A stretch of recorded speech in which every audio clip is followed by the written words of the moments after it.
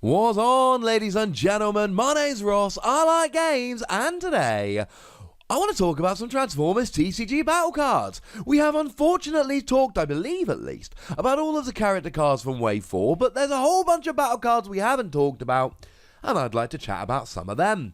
And today I specifically want to chat about battle cards that are incredibly specific. So, let's take a little bit of a look, starting off at 4-Wheel Drive. It is an action card with a blue icon, good when you're defending, not quite so good when you're attacking. And it reads, choose one of your characters. Until end of turn, its base attack is 7, as long as it's a truck. And this is a very weird card to me, because it doesn't do the same thing for every single character. So if we take something like Optimus Prime Battlefield Legend, for instance, a very widely played truck, you actually have an attack of 8 in bot mode, which drops to 6 in alt mode. So you could play this, and you would get a boost from 6 to 7, which is, plus 1 attack, right, is not great. Add on the fact that you could just flip to alt mode and go up to 8 anyway. We've got Leap into Battle, which just gives you a +3 attack. And that's also got the blue icon. So really, if we want to make the most of 4-Wheel Drive, we need to find a truck with an attack of 3 or less, and then really go for it from there. And I cannot be the only one at this stage who goes, ooh, Micromasters. You see, we got some Micromaster trucks, and they are very small characters. Well, this would work very nicely. So, Private Fix-It then, which has got a very nice skill, which is literally just system reboot in bot mode. And in alt mode, it's got an attack of 3. Well, that's kind of the sweet spot. That is a spot at which we stop using Leap into Battle, and we can justify using 4-Wheel Drive. You get the +4 attack, and now you're rolling. Alright, you got 6 health and 0 defense, so it's not exactly like you're some powerhouse character that's going to be staying around forever, but you are absolutely going to be doing a little bit of damage here. It's going to help you out rather nicely indeed. I adore 4-Wheel Drive with specific teams and characters. Because here's the other thing, right? You got Private Fix-It. He's part of the rescue patrol. He is a truck. Well, if we take a look at the other rescue patrol that came around in Wave 4, or is coming around in Wave 4, Private Sea-Watch, the very first ever boat in the Transformers trading card game. And what we find is it's not a truck. Of course it's not a truck, it's a boat. I literally just told you it's a boat. So now all of a sudden you can't use it on all your characters. I love it, and it looks really good, but it raises your base attack, which a lot of the time is going to make it less good than Leap into Battle, and it's only for trucks. You've been warned. But maybe you're not in the mood for trucks. Maybe you want to talk about some tanks. Well, great news. Composite Armor. It has both an orange and a black icon, great in attacking decks. It is an armor which can only be put onto tanks. And it reads, when the upgraded character defends, scrap this card after the battle. Then if you flipped at least one black icon during that battle, do 1 damage to the attacker. This is phenomenal. The orange icon and the black icon is good unless you're going for a just pure blue deck. +3 defense, +3 defense is nuts good, right? +3 defense is just not what you see very often at all. The example I like to use here is Blast Shield, a card so good it gave you +2 defense and got scrapped at the end of your turn. +3 defense is not something we see very often at all. That alone makes it great. Then you get yourself +1 attack, which is brilliant. Look, you might not really want it or need it, but +1 attack is still +1 attack. Ideally here, you put it on, then you attack with your +1 attack, and then next turn you defend and it goes away, and that's fine. Really, if this just had +3 defense and the orange and the black icon, I'd love it. The +1 attack is just good. Then, of course, you get the chance of doing 1 damage to the attacker. Now, it is only 1 damage to the attacker, so it's not giving you the choice of putting it wherever you want. And it's just the one.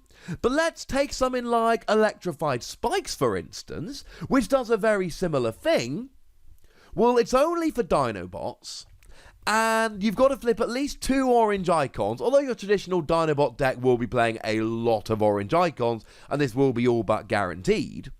But you get +1 defense rather than +3, you don't get any extra attack, you don't get the black icon. Okay, fine, composite armor gets scrapped after you defend, but I'm sorry, when I compare this to Electrified Spikes, and I talk as a Dinobot fanboy, I find it very hard to defend Electrified Spikes because composite armor is nuts good.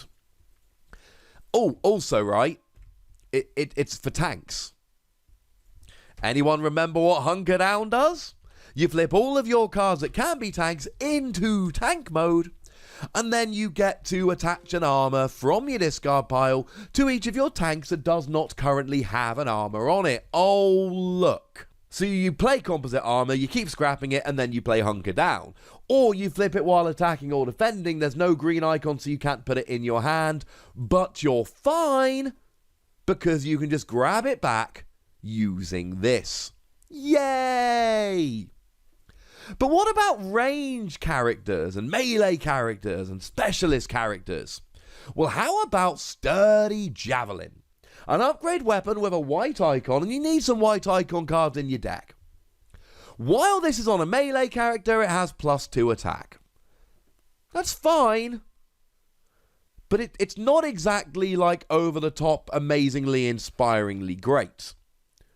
And even with the white icon, I think if all you're doing is putting this in a melee deck and using it to get +2 attack, I can't really be particularly in favour of it. Okay, fine, grenade launcher gets scrapped at the end of your turn, but it still gives you +4, which is the equivalent of 2 turns of this, and that's on any character, whether they're a melee or not. I will admit that it's better than primary laser, which gives you +2 attack, but has a blue icon, which you're not going to want in a more aggressive deck.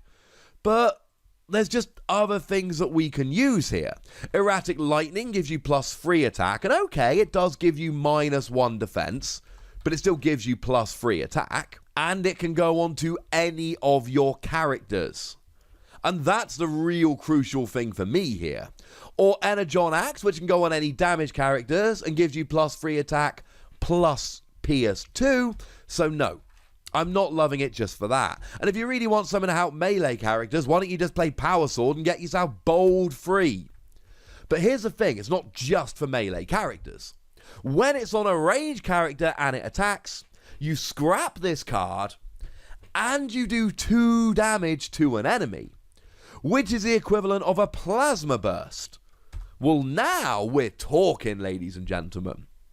And this is great in any deck where you've got a mixture of melee and ranged characters. Honestly, right, I still like this in a ranged deck. In a ranged deck, people tend to be playing stuff like Armed Hovercraft and Marksmanship to get cheeky damage on anyway. All this is going to do is help, and like I said a moment ago, you're going to want some white icons in your deck, so you might as well play Sturdy Javelin and get the white icons. But if you can somehow find your way into a melee/range deck, I mean, you're just absolutely golden here, because you're going to have huge advantages in that you can basically get either of the advantages as you so wish, with the brilliant added advantage of it's a white icon and you need some white icons in your deck. Now, what's very, very interesting is that when this card was revealed, Wizards did say that there are no ranged and melee characters. Well, they seem to have miscalculated, because of course Captain Omega Supreme, one of the new combiners from Wave 4, is both a melee and a ranged character, which means it would get the +2 attack, and it would scrap to do 2 damage as well, with the white icon. So frankly, ladies and gentlemen, if you're playing Captain Omega Supreme, might I suggest extremely strongly that you go ahead and invest in a couple of these cards. And then finally, we've got Wedge Formation. And there is a lot going on in Wedge Formation. Orange icon, extra attack. Black icon, bit of pierce. And a green icon to guarantee you can find it when you want. You repair 1 damage for one of your melee characters. If you have a ranged character on the battlefield, you draw a card. If you have a specialist on the battlefield, you plan 1. That is to say, you choose a card from your hand and pop it on top of your deck. And this is fun. Now again, none of these things are good enough in and of themselves. I mean, repairing 1 is bad, right? Repairing 1 is like half a medic. Or a repair bay if you've only got 1 character on the field, alright? Healing 1, repairing 1, no. Not good. Although, to be fair, you've got to remember it's got a green icon so you can guarantee getting it in your hand. And it's still got the orange and the black. The icon combination here really does improve the card to no end. If you've got a ranged character on the battlefield, draw a card. Well, that's half of a pep talk. So that's not particularly good. And then if you've got a specialist on the battlefield, plan 1. I mean, if you really want to go for it, and it might be a little bit over the top, but Master Plan gives you plan 6. And yes, I know that's a little bit above again, but that does actually have a green icon as well. Fun fact, Master Plan, the only card from Wave 2 on which I did not do an analysis video. Yeah, now you've learned. The point is, this is fine until you get a deck where you're playing multiple different characters. And at that stage, you're good. If you're playing 1 melee character but it's not enough to play a power sword, 1 ranged character but it's not enough to play an armed hovercraft, 1 specialist but it's not enough to play a field communicator, such that you're not getting all of these trait-specific cards, well, might I suggest having a play with this one. So there we go, ladies and gentlemen. Those are, as I like to call them, the very specific battle cards from Wave 4 of the Transformers trading card game. And at this stage, I would very much like to know what you think about them. So let me know in the comment section. Go nuts! Be nice. And then make sure you like this video, subscribe to this channel, and follow me on Twitter at the Wossy, where we talk about Transformers and frankly any other games that take our fancy.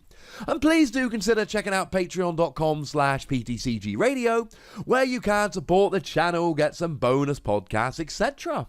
But by far the most important thing, as always, look after yourselves till next time, would you? Thank you very much for watching. My name's Ross, and you've been watching Wossy Plays.